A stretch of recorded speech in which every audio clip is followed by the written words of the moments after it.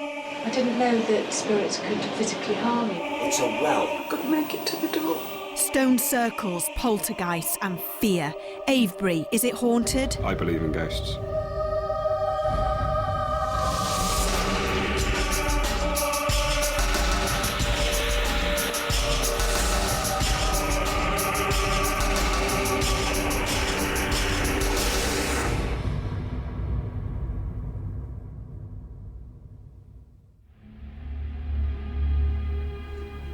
Hello and welcome to Most Haunted. Now, the village in Avebury is one of the most paranormal places in Great Britain. It's surrounded by these amazing stones, and it's said that it's haunted by an old druid priest. These stones are over 4,000 years old. They weigh over 40 tonnes, and similar to other stone circles, no one really knows what they were put there for.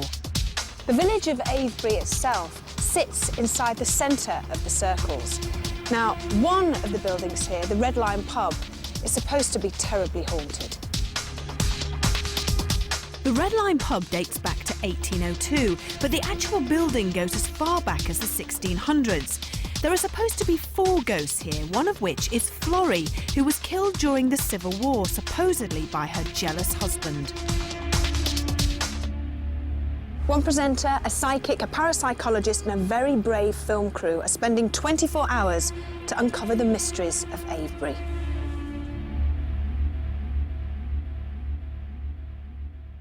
Now, to help us get through the night, we've got our usual fearless, faithful crew. We've got the very handsome Mark on camera, the very gorgeous, sexy Martin on sound. Rest of the crew, give us a wave. Ooh, they're very quiet today, aren't they?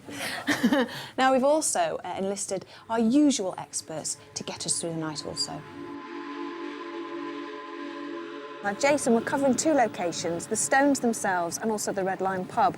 So, how are you going to try and catch any paranormal activity here?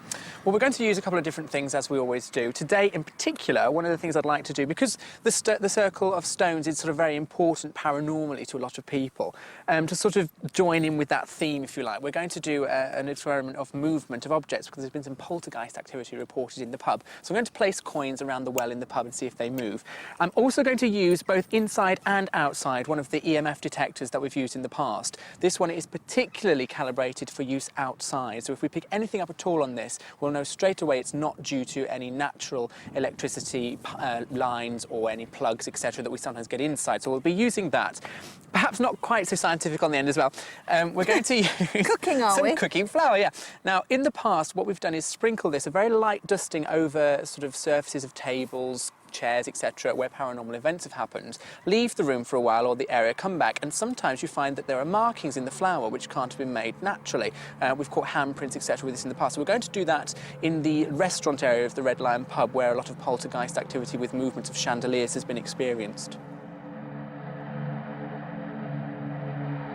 In the 3 years that I've been manager here, there's been some very bizarre goings on. Starting from the day that we moved in, and I thought, what have we done? Well, apparently, during the Civil War of about 1643, Florrie's husband went away to the wars, and while he was away, she became unfaithful to him. And when he came home, he found out, and in a fit of rage, he strangled her. And the story has it that he deposited her body down the well, which of course wasn't in the pub then, it was outside. It was the village well. And that's the story. But when we put a diver down, we fixed up a gantry over the well and put a diver down. When he got down to the bottom into the water, which was about 85 to 90 feet, there was a great big boulder down there and he couldn't get past it. So we still don't know whether poor old Florrie is down there or not. Florrie doesn't like men with beards, allegedly. And we had a guy in the restaurant who was slating, you know, it's all rubbish, it's all rubbish. And the chandelier just started spinning over the top of him. And he left hastily after that. There was, for instance, a hunting horn used to be up over the top of the bar there. That flew off and came hurtling into a bar. one of the barmen here, he used to shave just round here, because he got a beard, you see. And the glass flew off the wall and hit him straight in the face. I heard all the stories, you know, about the ghost called Florrie, but I kept on getting her name wrong one night. I kept on calling her Floey. So all the restaurant lights just tripped out, and there's 3 trip switches that do the restaurant. All of them had gone apart from the one bulb that was still left on, and we just couldn't understand how this one bulb was on but all the trips were out. Oh yes, this place is definitely haunted, inasmuch that the number of people have come in here and know there's something. I took one lady up to, she said it's upstairs, I think. Took her up and we went round the different rooms. She walked into one room and she said, "This is it," she said. "The feeling is there straight away." She said, "There's something or somebody in here now." I said, "Well, I can't see them." So she said, "No, you won't." The stereo in the mornings, the last thing I do is turn it off at night, come down to where we're sitting now, and it just started playing automatically, and it's a CD player, so it can't just trigger itself off. I'm sure Florrie's haunting the Red Lion because, I don't know, it's one of those things that you've got a feeling for. And in a way, I love her. Most haunted room is definitely the private room. People tend not to try and stay in there if possible, if they've stayed here before. And if people do stay there, it's icy cold, even though there's heating.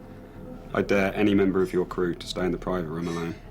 You'd be surprised the number of people that come in here, and this is perfectly true, I'm not pulling your leg, and say, "Is there something about this place?" And I say, spiritually, or, you know, yeah, there's a feeling about it. Well, tonight, I think possibly quite a few things will happen. We're obviously surrounded with spirits here, and the ghost of Florrie is somewhat a sort of local phantom celebrity, if you like. With there being so much alcohol around, I'm a little bit dubious as to whether that will perhaps interact with some of the experiences here. We're trying to keep that not the case, but who knows? We'll see later on. Well, the 3 circles of stone at Avebury do have an enormous sort of paranormal significance to a lot of people here.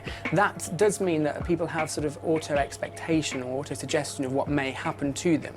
The ghost stories associated with the stones aren't perhaps what you would expect. You'd probably expect things like pagan rituals and ceremonies sort of reenacting themselves. That isn't quite the case. I'll be interested to see if people do pick up on the more subtle ghost stories associated with the stones themselves.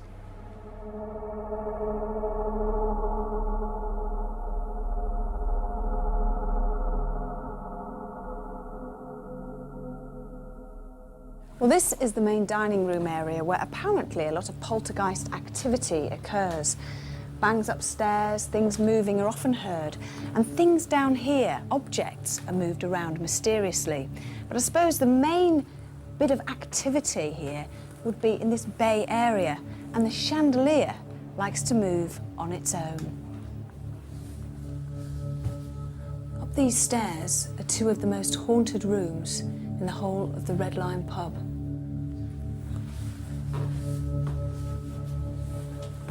Well, this room is what's known as the private room, and there are supposed to be 3 ghosts here. There is a lady called Beth who sits and writes a letter on the table in the corner, and then there are 2 children that are supposed to be cowering in the corner. The general feel of this room by many of the guests is a feeling of horrible oppression, not very nice, quite a sad feeling really, and many people have asked to leave. It just feels very cold to me, that's all. Oh well, we'll see you later. This is known as the Avenue Room. There are supposed to be 2 ghosts in here, one male and one female, though nobody knows who they are.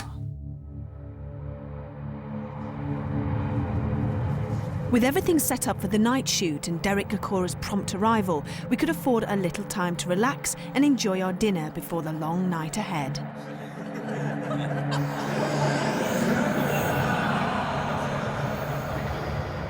Jason, is it at all possible that buildings or places like this Avebury with all the stone stuff actually hold memories? Well, it's one of the sort of standard theories that's put